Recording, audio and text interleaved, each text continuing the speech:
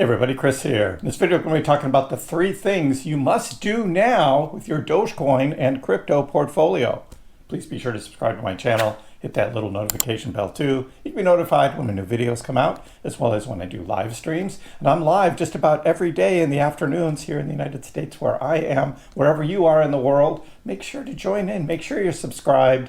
You've got your notifications on, so you know when the lives start, because we have a lot of fun with them, expanding our discussions, talking more about things just beyond the day-to-day news, of which the idea for this video came because we got a plan, right? And we got to see what's coming up, because again, crypto has these patterns that it goes through, and those patterns can influence when you do certain things. So let's get into it. Let me show you what I'm looking at. We start here looking at the Dogecoin chart for the entire history of trading of Dogecoin, going all the way back to December of 2013. This is the entire trading of Dogecoin all the way to the present here, August 2025.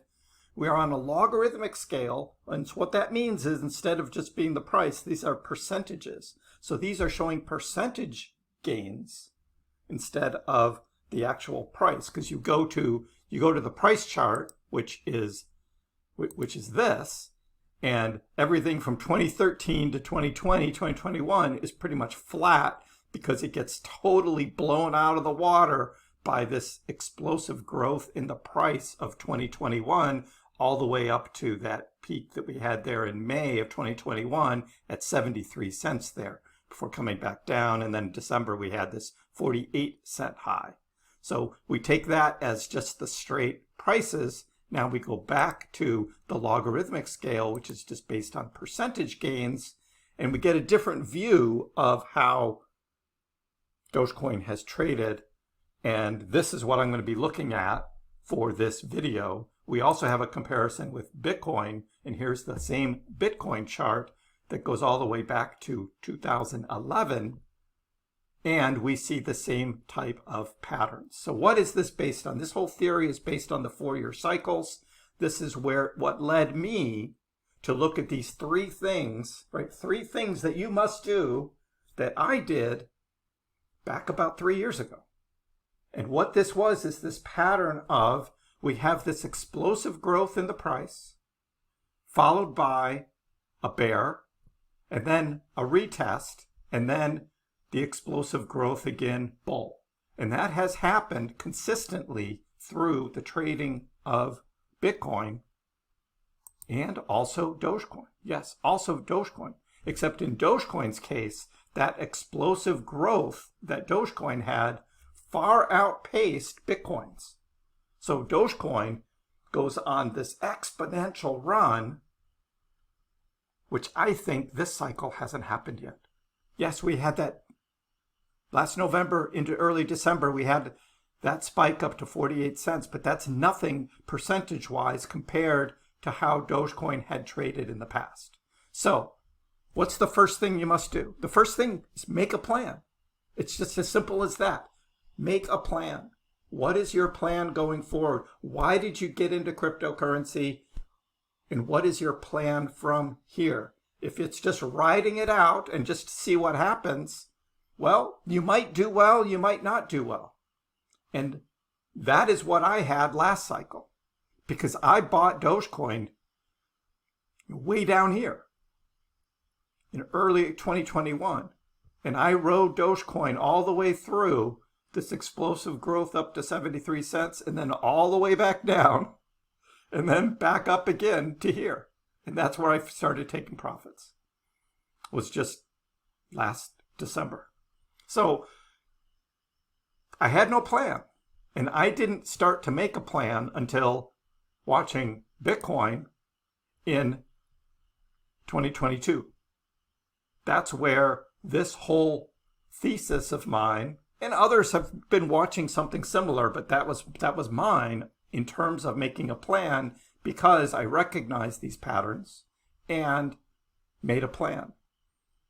I've talked a lot on this channel about getting out of debt. That's the first thing you got to do. Carrying debt, not a good idea. Get out of debt first. and then go all in.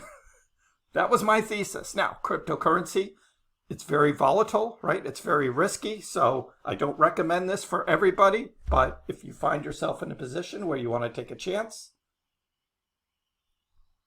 this could be a path to wealth building, generational wealth that could be built by taking a chance. Now, again, it's risky, and this is what I did because I saw this pattern playing out, saw the big run that we had in 2021. 2022 was bearish, just like 2018 was bearish, just like 2014 was bearish.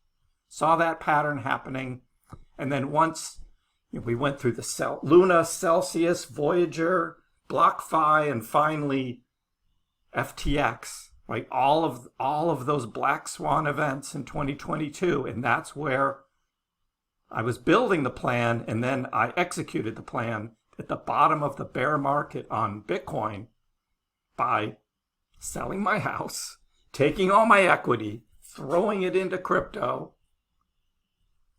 and then enjoying the gains as crypto grew through 2023 and 2024. That is what I did. Make a plan. That's number one. Now, your plan is probably different than mine. And right now, as we're here, sort of after 2 years of growth, now we're looking at what happens next. And for Dogecoin goes on these huge runs. I don't think we've had the huge run yet this cycle. This could be wrong, right? That 2024 run could have been similar to what happened in early 2021. And then there was a super blow off top there, which was the second move by Dogecoin up to 73 cents.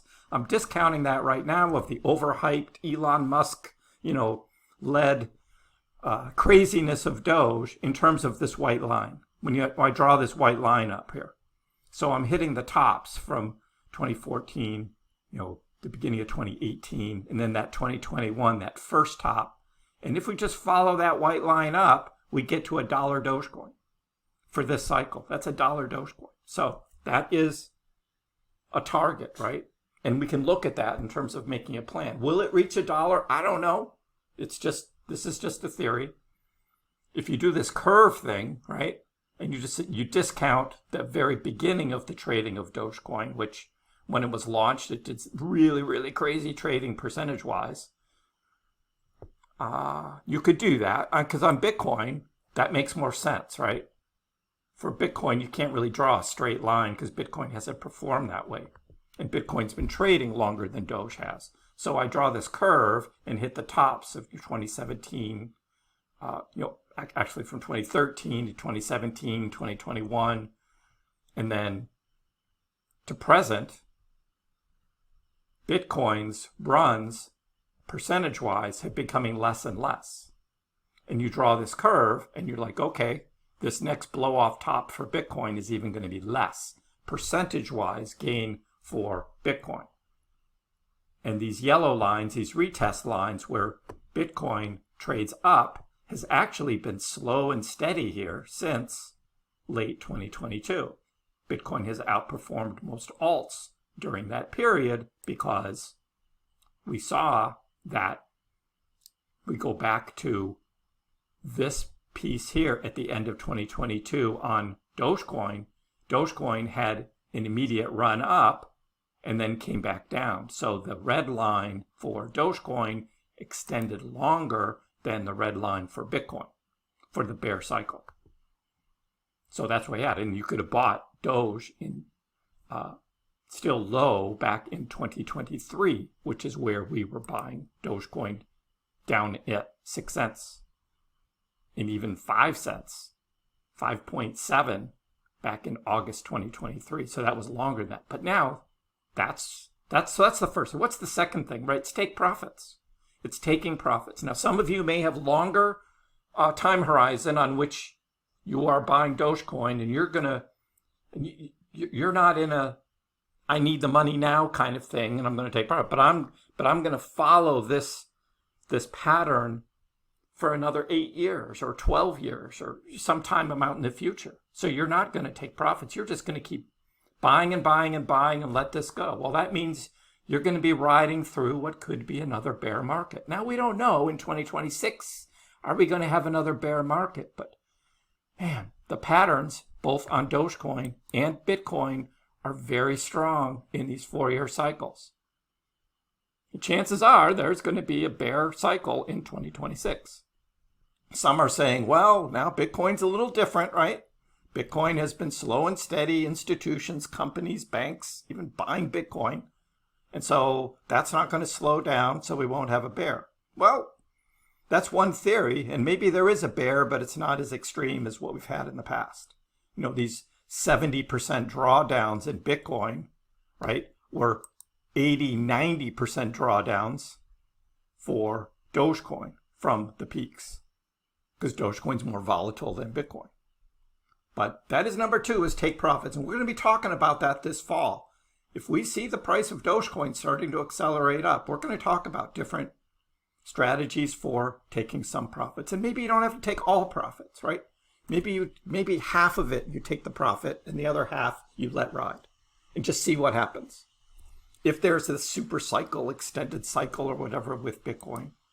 So that's number 2, is thinking about taking some profits. Now, you could just say, nope, not going to take any profits. I'm just going to let it all ride for the future. You could do that. Because you're young. I'm a little older, so I kind of want to enjoy some things here. So I will probably taking some profits. Now, there's another theory is maybe you take your profits in the more volatile coins, right? The low caps, mid caps, and maybe even the bigger cap, like ETH even, or something like that. And you rotate it into Bitcoin. Because Bitcoin may not have as big of a fall if there is indeed a bear market. But that's point number 3. And that's the third thing now you must do and you must be thinking about is if you do take profits, what are you going to do with it? What are you doing with your profits? What is your plan? It goes back to number 1, kind of what's your plan, but what are you going to do with the profits? This is point number 3. Now, if you take Doge profits, right, and then you roll it into something like a Pengu, right, or a Pepe, it's like you're just going from one meme to another. You could find yourself in a bear market losing 80 to 90% of your value if we do have a big bear. So why would you do that? Why would you rotate into some other meme, right? Which could also lose value like Doge, because we've seen that with other coins too. They've all gone down. Some even worse. 95% drops have happened even in this last bear cycle. So you could maybe you sell half, take half the profit there, and what do you do with it? Well, on Robinhood, you could just leave it as buying power. If you've got Robinhood Gold, you're making money on that, right? Some percentage interest. I highly recommend that if you're in Robinhood. It's a small monthly fee you pay, but if you've got a significant size and it's sitting there buying power, it's making money while everything else is going down in a bear, right? You're actually making money, not losing money. So that's one thought. I know it's going to be hard, though. You're going to see that money sitting there in your buying power, and you're going to be like, oh, I gotta buy something with that. You don't. You could maybe put some into some stocks or something, but stocks could go down. There's still talks of could I still have a recession or something else could happen. We don't know. So that would be hard. If you're on Coinbase, you just put in USDC, and Coinbase will actually give you interest if you hold it in USDC. So that's one thing you can do. And maybe you pull some of it out into your own bank account and have some life chips, like Rob Paul says. Get some life chips. Right, so you enjoy that a little bit, and then you wait, and you wait. So that's the third thing, is really, it's like the second plan. First is the plan of, do you believe in these 4-year cycles? I do. I still think there's going to be a blow-off. Now, this chart here shows $1. This would be $1 here. If you go up to the blue line, which is this, if you discount that beginning and you take this blue circle here, that's $2. You're all like, hey, I like that one better, right? That $2 thing, right? But that's attaching to, this super blow off 2021 that Dogecoin had with all that Elon Musk fuel hype overbought, super overbought condition of Doge. So the white line would still get us to $1. On Bitcoin, right? You take this blue, you come up here, and you're at almost like $200,000 Bitcoin, which looks like a lot, but compared to the previous cycles, it's less from where Bitcoin is now. But Bitcoin's had these slow and steady gains here for the past 2.5 years. So Bitcoin has been very strong, but it's why I made this a box instead of a line. It's because, well, these are kind of these indicators. This could be this extended cycle. We could see that just continue on. You know, Michael Saylor, MicroStrategy, Strategy B, whatever, and all these other companies like buying Bitcoin, they're not going to be selling. The retail traders are going to sell. Maybe they're just going to hold on too. And this whole 4-year cycle just doesn't happen again. Right now I'm betting on there being a bear market of some kind. Maybe it's less severe than the past. But again, that's what I'm looking at as step 3 is what do I do? And I'm planning on being a little more conservative and not letting it all ride. But I've got a shorter time horizon than maybe you do. So let me know what you think in the comments below. What do you think about this theory here? How this has played out so far and where the markets are going to go. Do you have these 3 things, these 3 steps? Are you doing that, right? Making a plan. What's your plan?